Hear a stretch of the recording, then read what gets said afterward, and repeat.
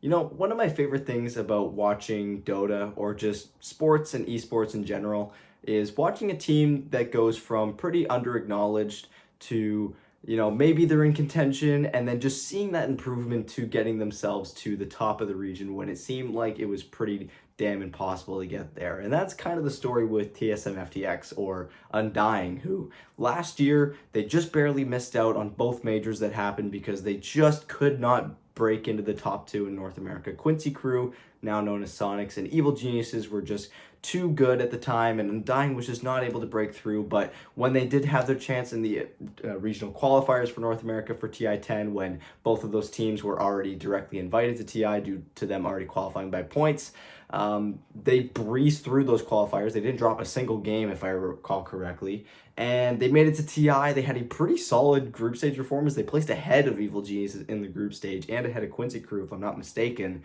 And they did get eliminated pretty early on, but it was a pretty nice run.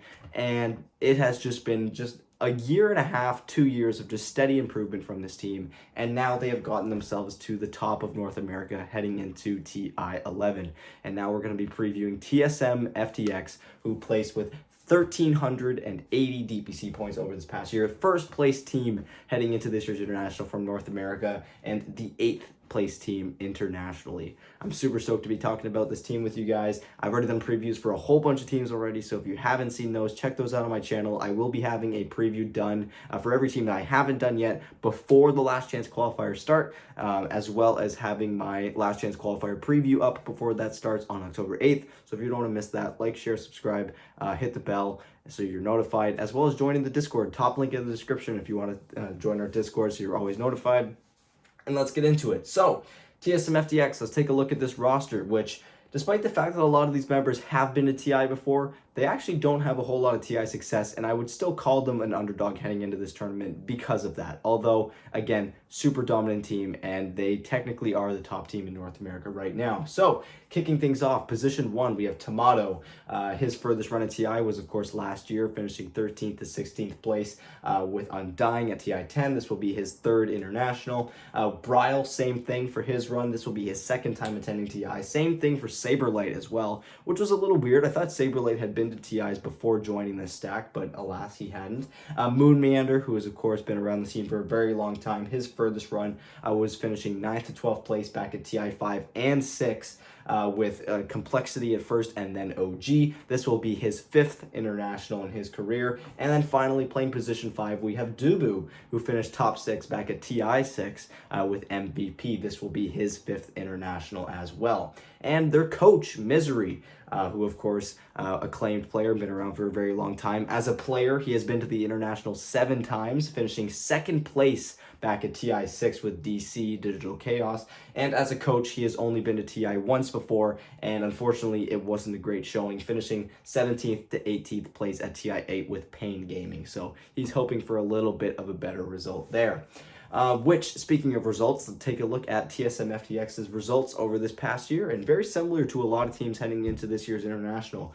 They had a really fantastic season, and then it kind of dwindled off at the end. However, for TSM.FTX, I kind of feel like that was them letting off the gas a little bit. They already had a ton of points. They were pretty much guaranteed to qualify for TI, and so it makes sense as to why they maybe would have held things back a little bit. But even when they did, it wasn't like it was all that crazy anyways. So, Tour 1 in North America.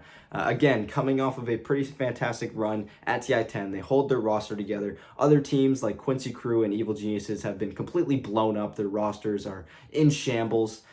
I guess not really for EG. They just lost a couple players at the time. But regardless, who was going to fill that slot? Well, TSM.FTX, they made a pretty good name for themselves right off the bat, finishing 2nd place, beating Evil Geniuses in some tiebreakers to earn that spot. They go 5-2, and because there's no major, unfortunately finishing top 2 wasn't as crucial as it usually is, but they still get that invite to the regional finals where they would finish 1st place, going a clean 3-0 all the way, beating Evil Geniuses twice along the way as well to earn themselves 250 more points. And at this point, they're already at 430 DPC points. So TSM.FTX off to a fantastic start. Tour 2, they keep up with that momentum, finishing second place in the region after dropping in one of the tiebreakers, but still placing ahead of Sonics. They go 6-1, earning themselves 240 more DPC points. And at the Stockholm Major, they go all the way to the grand final. So not only are they having all this regional success, but they're able to translate that into LAN success as well. It is notable there were no Chinese teams at the Stockholm Major, but still a fantastic run from TSM.FTX nonetheless. They go 2-3-1 in the group stage, which doesn't sound great. It's not great, but it was enough to get them into the upper bracket. But that's where they started playing real fantastic. They go win all 3 games in the upper bracket. They end up being the upper bracket champion. They get to the grand finals. And unfortunately, the very first team they beat on the main stage, OG, just happened to make that deep run through the lower bracket and came back and bit them in the finals. They would drop that one 3-1. But regardless, what a fantastic run. They earned themselves 610 more points for that finish. And so again, for Tour 3, they don't qualify for the Arlington Major. They drop down to 4th place. They go 4-3. But again, if this is just them letting off the gas a little bit to kind of preserve that energy a little bit for the main goal, which is TI11, it's totally understandable. I obviously don't know if that's the case or not. But if it is, then understandable. They still earn themselves 100 DPC points off of that. So, taking a look now at the results for against other teams attending this year's International, including teams in the last chance qualifiers. They played a total of 67 games. 39-28 was their record, and in fact, the only games that they lost throughout this entire past DPC season was against teams attending this year's International. Any team that isn't, they beat them 2-0 every single time. Kicking things off in Tour 1, they took down Wildcard and Nouns, but then would drop their series to Sonics and EG. So again, it felt like there was still a little bit of that struggle from previous years where they just couldn't quite crack into the top 2. But they would have that rematch against EG in the tiebreakers, and they would take them down. And they would continue to take down EG a few times, twice in the regional finals, as I'd mentioned, including in a best-of-5 series, which was a fantastic grand finals, if you haven't seen that, and Sonics on the way as well, 2-1. And in Tour 2, they would start off pretty strong with wins against Wildcard, Nouns, and EG. They would lose a series 2-1 to Sonics, but then they would get their revenge back in the tiebreakers, beating them in the best-of-1s as well as EG, which would eventually get them into the Stockholm Major, which again, their group stage doesn't look fantastic. They would tie against teams like Gaming Gladiators, Team Spirit, Thunder Awaken. They would lose to Fnatic and also Thunder Awaken in the tiebreaker matches because there was a huge tie in that group. But they would take down teams like Team Liquid and Team Spirit, and then Liquid again in the tiebreakers in the meantime, which would get them to the upper bracket. They take down OG 2-0. They take down Gaming Gladiators 2-0. They take down Tundra in the upper bracket finals, but then again, OG, who dropped down to the lower bracket in that first round, they make that run all the way up, and they would end up getting the revenge on TSM.FTX. They lose that series 3-1. And in Tour 3, 2-0 loss to both Sonics and Nouns. EG would take them down 2-1 as well, but they would still win over Wildcard 2-0. So yeah, pretty solid overall, and let's see what they're going to end up doing. Taking a look at some stats now, 85 games in total, 57-28 win rate throughout this past DPC season, which is a very high win percentage. That's over 67% for the win percentage there. On Radiant, they were 25-19. On Dire, they were 32-9, which is absurdly high, a 78% win rate when they were on Dire. So keep an eye on that for this year's International. In first pick, they were 36-16, also very high, 70% win rate almost. And on last pick, they were 21-12.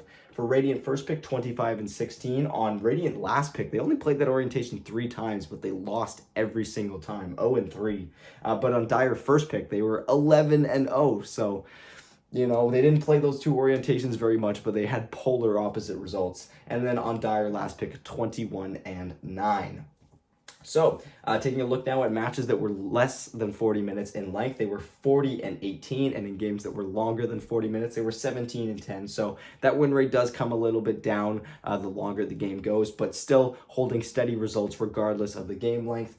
For game 1s, they were 27-12, which is very high. Game 2s, 24-10, and keep in mind, game 1s, that is also including best of 1s, which they did very well in this past year. And for game 3s, they were actually only 4-5, which 2 of those game 3s in their defense were in best of 5 series, so it's not necessarily a deciding game per se, but still that win rate is a little bit lower than maybe you'd want to see it. For average GPM 2339, an average XPM of 2868, an average KDA of 4.42. That's the highest we've seen by quite a large margin. Most teams usually sit somewhere between 3.5 and 4. To see something near almost 4.5 is pretty remarkable. And an average match duration of 35 minutes and 44 seconds, which is also quite low. So when you think about all these kills that are happening in such a short period of time, it makes it all the more impressive.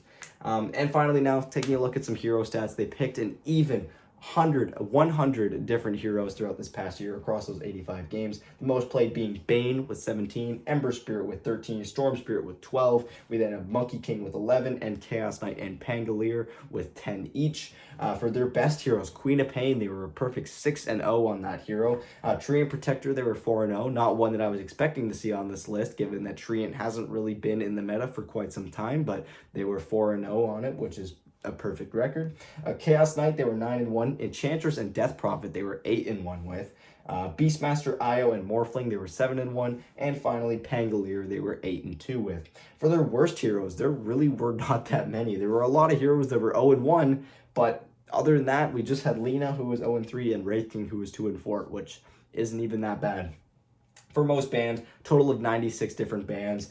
We had Timbersaw topping it with 23, Mars with 21, and Puck with 20. So TSM.FTX, where do we place them? I mean, just taking a look at their journey and the trajectory that they've been on since the start of last season, where they just couldn't get into a major, they just couldn't finish top 2, but they make it into TI10. They actually place ahead of their contemporaries in the group stage. They don't make it all that far in the tournament. They lose in the very first round of the lower bracket, but still, this is a team that has had a tremendous trajectory up until this point, and I'm really cheering these guys on at this year's International, just because I really love a story like this, as I was talking about when I started the video. So my question to you is, where do you think they place? Do you think we're bound to see the TSM.FTX that we saw in the first 2 tours, or is this last tour maybe a sign of things to come? Is this a roster that's maybe getting ready to fizzle out a little bit?